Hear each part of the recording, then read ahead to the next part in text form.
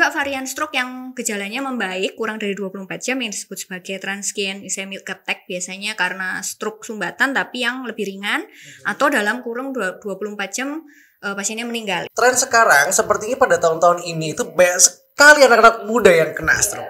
Iya kan dok ya, itu kok bisa sih dok? Itu tadi gaya hidup yang nggak bagus, sudah punya faktor resiko genetik, sudah tahu atau belum tahu, sudah punya faktor yang menyebabkan pembuluh darahnya mengalami gangguan, tapi dia ditambah dengan begadang, minum kopi, terus merokok, kemudian ada faktor stresor yang berat, yang terakhir misalnya rebahan.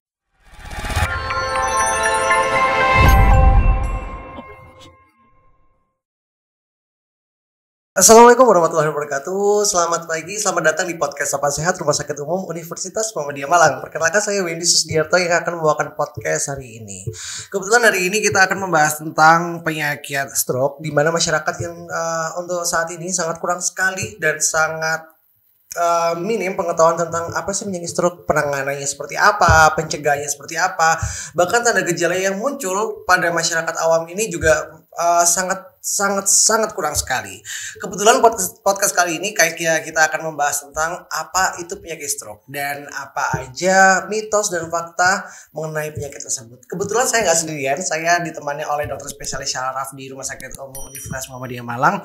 Nggak usah lama-lama lagi, langsung aja kita sambut Dr. Risma Karlina Prabawati, spesialis syaraf. Halo dokter, selamat pagi. Halo. Selamat pagi ya dok ya.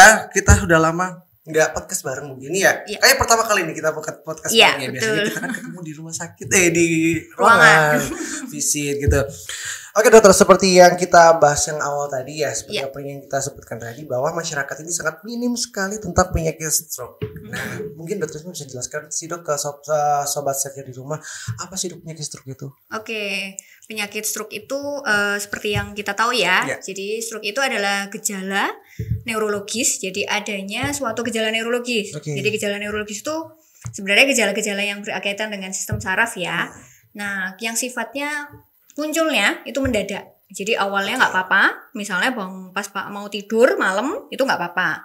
Terus bangun tidur pagi itu ada muncul gejala. Nah, nanti mungkin gejalanya bisa disampaikan nanti ya. Siap. Nah, itu munculnya mendadak, kemudian dan terjadinya menetap sampai 24 jam atau lebih. Gitu ya. Nah, itu yang disebut sebagai stroke. Nah, ada juga varian stroke yang gejalanya membaik kurang dari 24 jam yang disebut sebagai transient ischemic attack, biasanya karena stroke sumbatan tapi yang lebih ringan, atau dalam kurun 24 jam pasiennya meninggal, itu juga masuk dalam stroke. Gitu. Bisa aja kayak serangan mendadak gitu ya. Betul. Sekarang kan banyak sekali orang nanti kita bahas lagi. Kita bahas lagi. Sepertinya dokter Risma tadi dijelaskan, yaitu tanda-tanda stroke. Itu sebenarnya dok, gejala-gejalanya dok. Gejala stroke itu sebenarnya ada beberapa yang sifatnya harus langsung segera diketahui ya. Contohnya misalnya mulut merot, kemudian gangguan bicaranya jadi pelat, cadel gitu ya. Kemudian ada kelemahan di separuh badan, baik itu sebelah kanan maupun sebelah kiri. Kemudian ada kesemutan separuh badan. Separuh badan itu tidak melulu badan aja, wajah juga. Jadi ada kesemutan di separuh wajah itu juga. Kemudian ada kesemutan di separuh badan itu juga. Kemudian ada gangguan yang misalnya kelemahan di satu badan juga kadang-kadang juga bisa disebabkan oleh stroke. Kadang-kadang kan pasien nggak ngerti ya. Misalnya disampaikan kalau kelemahannya cuma di kaki aja, tapi ternyata pas periksa ternyata tangannya juga lemas. Karena dianggap masih bisa kok aktivitas, tapi ternyata setelah pemeriksaan objektif kita ketemu ada kelemahan di tangan juga. Jadi kayak kesemutan, bicara cadel, mulut perot, itu pasti akan mengalami gejala seperti itu, apa hanya salah satu aja dok? Tidak semuanya. Jadi bisa muncul cuma satu gejala, tapi bisa juga muncul di semua gejala. Jadi setiap individu berbeda gejala-gejalanya. Betul. Oke dokter. Kalau misalnya setiap individu itu berbeda gejala-gejalanya, apakah faktor genetik ini bisa memicu orang itu bisa terkena stroke dok? Kalau kita bicara genetik memang secara teori bisa saja, tapi itu tidak menjadi faktor dominan. Gitu ya. Jadi kalau kita bicara genetik itu bukan berarti yang harus diturunkan gitu, enggak ya? Tapi ada kelainan genetik, kelainan karena pembentukan sel-sel yang ada di pembuluh darah itu juga masuk genetik. Gitu ya. Nah, itu bisa diturunkan bisa aja, tetapi tidak menjadi faktor dominan seseorang itu kena stroke atau tidak. Karena kalau faktor genetik saja yang dipunyai oleh pasien itu tidak bisa langsung serta-merta menyebabkan stroke. Pasti ada faktor lain. Nah, faktor lain itu adalah faktor lingkungan, faktor gaya hidup dan sebagainya itu yang akan memudahkan terjadinya stroke gitu ya. Oh, jadi nggak seperti penyakit diabetes misalnya ya kan. Kalau misalnya diabetes itu kan adalah penyakit turunan atau genetik. Kalau misalnya stroke itu bisa menjadi faktor genetik, cuma tidak menjadi faktor penentu. Oke, dokter. Kalau pengalaman saya setiap di ruangan nih dok ya, mungkin sobat sehat yang di rumah juga nggak begitu ngeh juga. Untuk penyakit stroke ini apakah second diagnose? Maksudnya ada penyakit ada penyakit dasarnya tiba-tiba pasien itu terkena stroke atau bisa termasuk diagnosa utamanya seperti itu dok? Iya, faktor. Jadi ini yang disebut sebagai faktor resiko sebenarnya. Faktor resiko orang dengan stroke pasti ada faktor resikonya. Nah, kita harus cari dulu faktor resikonya apa. Nah, itu memang menjadi salah satu. Kalau di ruangan biasanya memang faktor primary-nya memang stroke, tapi secondary-nya menjadi faktor resiko sekundernya adalah faktor resiko vaskuler. Nah, tapi tren belakang ini justru menjadi faktor resiko utamanya adalah hanya smoker, merokok saja. Jadi itu kan bukan suatu penyakit yang sifatnya penyakit klinis ya. Gitu. Kadang-kadang memang kita ketemunya justru ketika pasien itu sudah terkena stroke gitu, atau sekarang juga trennya serangan jantung ya. Serangan jantung, stroke atau gangguan vaskuler yang lain itu ketemunya ternyata faktor resikonya hanya stroke saja. Merokok saja. Merokok saja. Oke. Ini kayaknya menarik sekali dok. Membahas tentang merokok. Karena memang sekarang masyarakat Indonesia itu adalah merokok itu seperti makanan utama atau makanan pokok. Betul kan dok ya? Itu faktanya seperti itu. Nah, selain untuk merokok ini dok, ada lagi nggak sih dok? Misalnya nih pasien ini misalnya pasien dokter Risma itu terdiagnosa stroke. Stroke apa aja gitu. Dia sudah sembuh lah istilahnya. Terus dia mengulangi habitnya lagi. Itu apakah ada istilahnya stroke selanjutnya? Iya. Sangat bisa. Oh, sangat bisa ya. Jadi ada penelitian yang mungkin juga sempat kita lakukan bersama mahasiswa. Ada beberapa faktor resiko yang menyebabkan pasien itu menjadi stroke sekunder. Jadi apa saja faktor yang menyebabkan pasien-pasien itu menjadi kumat lagi, kambuh lagi stroke-nya gitu, ibaratnya begitu ya. Second attack. Nah, itu ada beberapa faktor. Yang pertama memang faktor gaya hidup yang utama gitu ya. Selain faktor yang tidak bisa dikendalikan, contohnya misalnya jenis kelamin, usia, itu kan ya. Terus genetik mungkin tidak bisa kita kendalikan, tapi ada faktor-faktor lain yang ternyata menyebabkan seseorang itu menjadi stroke second attack. Nah, itu lagi gaya hidup yang paling utama, termasuk pengendalian faktor resiko yang lain. Misalnya tensinya nggak diukur dengan baik, tensinya tidak terkontrol dengan baik, gulanya nggak bagus kondisinya, nah kayak gitu-gitu. Bisa jadi, aja. Kalau misalnya udah kena serangan yang pertama, jadi pola hidup yang harus dijaga. Untuk rentannya itu lebih lama nggak sih dok? Apakah akan bisa terkena lagi dengan gaya hidup yang baik? Tadi kan gaya hidup yang tidak baik itu pasti akan terkena. Kalau misalnya dengan gaya hidup yang baik, apakah dia bisa terkena juga? Bisa aja. Karena itu tadi ada faktor yang tidak bisa kita kendalikan. Usia, jenis kelamin, genetik. Gitu. Sehingga memang tetap saja harus faktor resiko gaya hidup yang baik itu pun harus tetap hati-hati. Jadi jangan sampai terlena gitu. Maksud saya dengan gaya hidup yang baik menganggap bahwa semuanya itu akan turun faktor resikonya. Jadi makanya kalau faktor resikonya tidak dikendalikan dengan baik, apalagi dengan faktor yang tidak bisa dikendalikan tadi makin banyak, sehingga itu makin berisiko gitu. Oke. Faktor yang nggak bisa dikendalikan kayaknya seru sekali nih dok. Kita kerucutkan lagi ya berarti dok ya. Usia, jenis kelamin dan segala macam. Rata-rata kan orang yang terkena stroke atau di rumah sakit kita itu rata-rata kan orang tua. Nah, tren sekarang sepertinya pada tahun-tahun ini itu banyak sekali anak-anak muda yang kena stroke. Iya betul. Iya kan dok ya. Itu kok bisa sih dok? Iya. Apa tuh perokok? Ya kan merokok itu pasti anak-anak muda. Terus apalagi begadang itu bisa nggak sih dok? Bisa apalagi aja. Kan sekarang skripsian, pressure dari anak-anak Gen Z sekarang tuh itu sangat-sangat rentan sekali daripada kita yang lahir dari tahun 90-an gitu. Sekarang tuh anak-anak tuh lebih sering kayak stres, depresi, terus apalagi begadang itu bisa menyebabkan nggak sih dok? Bisa aja. Sangat bisa. Karena jadi itu tadi ada faktor-faktor yang kita sekarang ini memang trennya kita harus tahu dulu ya faktor resikonya apa gitu ya. Jadi ada beberapa penelitian yang sekarang sudah harus meminta fasilitas kesehatan ataupun pasien sendiri atau kita sendiri orang yang ngerasa sehat untuk tetap memeriksakan atau checking up gitu ya, minimal 1 tahun atau 6 bulan sekali untuk kasus-kasus yang di atas 60 tahun misalnya ya, 6 bulan sekali harus cek gitu ya. Dan fasilitas kesehatan harus baik itu fasilitas kesehatan sekunder ataupun primer harus bersedia menyediakan ya, dan nggak boleh misalnya pasien datang sehat-sehat aja, saya nggak ada keluhan sih dok, tapi saya cuma mau periksa aja tensi saya, nggak bisa bu, harus nunggu sakit, nah itu nggak boleh.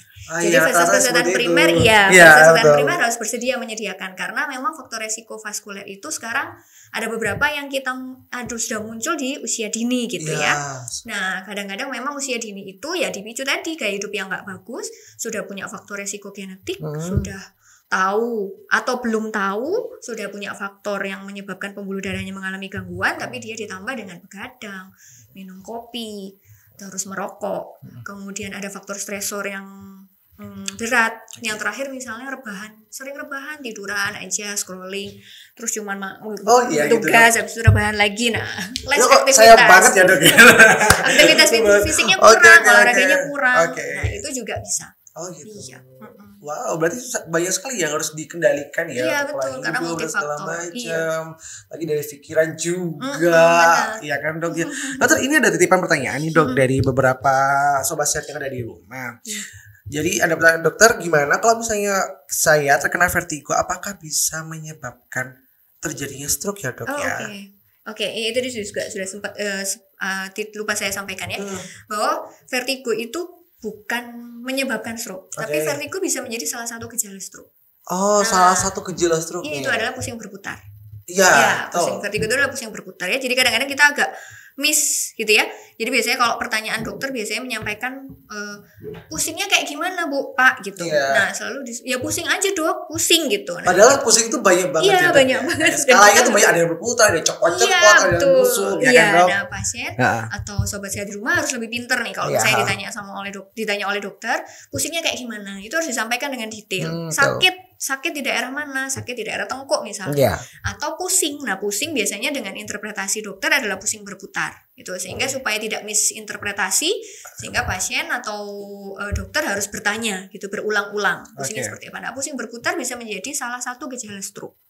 Karena pusing berputar itu ada dua macam, pusing berputar yang diakibatkan oleh faktor sentral, faktor di pusat di otak kecil atau pusat keseimbangan yang ada di otak kecil, atau di perifer di tepi. Nah apakah vertigo bisa menyebabkan stroke? Kebalik, apakah vertigo adalah salah satu gejala stroke itu sebenarnya. Nah itu harus pemeriksaan lanjutan. Nah vertigonya itu vertigo apa? Vertigo pusat atau vertigo tepi. Kalau vertigo pusat biasanya gejalanya lebih ringan, dan mual muntahnya biasanya nggak terlalu hebat. Nah biasanya pasiennya mengatakan agak ringan dok, kepala saya ringan, goyang-goyang.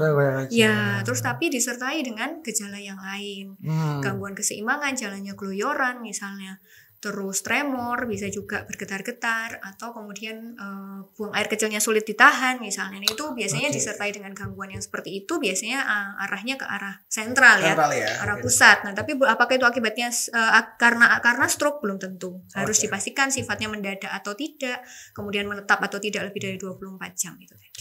Biasanya kan juga vertigo itu kita nggak bisa memprediksi ya, tiba-tiba dengan kondisi kita yang sedang kayak capek atau gimana seperti itu tiba-tiba muncul lah. Jadi harus ada penanganan sendiri dok ya. Untuk pemirsa sendiri biasanya apa dok untuk tahu? Untuk paling gampang nggak sih? Gitu. Nah paling sering pusing berputar itu harus dibedakan itu munculnya akibat gerakan atau tidak. Jadi kepalanya saat bergerak jadi makin kencang atau tidak. Terus kemudian yang kedua disertai dengan gangguan pendengaran atau tidak. Gangguan pendengaran itu bisa pendengarannya terasa penuh, pendengarannya terasa berdenging, atau pendengarannya menurun fungsinya. Nah itu juga harus disampaikan. Nah itu bisa membedakan kedua jenis tersebut, yang perifer, yang tepi, atau yang pusat, yang sentral. Gitu. Baik, berarti banyak banget ya dok ya untuk penanganan terkait stroke ini ya. Jadi sobat sehat di rumah yang ada gejala-gejala yang sudah mulai, kok saya kayak ada yang kesemutan, kok bicara pelat, ada kelemahan di bagian tubuh, langsung aja diperiksakan sebelum terlambat dok ya. Dokter, pertanyaan terakhir ini, apa saja langkah-langkah yang bisa kita lakukan di kehidupan sehari? Mungkin dokter Trisma juga bisa kasih masukan kepada sobat sehat, sama apakah peran keluarga dan teman itu sangat berpengaruh sekali terhadap penyakit stroke ini dok. Silakan dokter. Ya, jadi memang secara sosial kan kita memang nggak bisa menutup diri gitu ya. Iya, betul. Jadi memang ada peran keluarga dan peran teman gitu ya, peran lingkungan ya.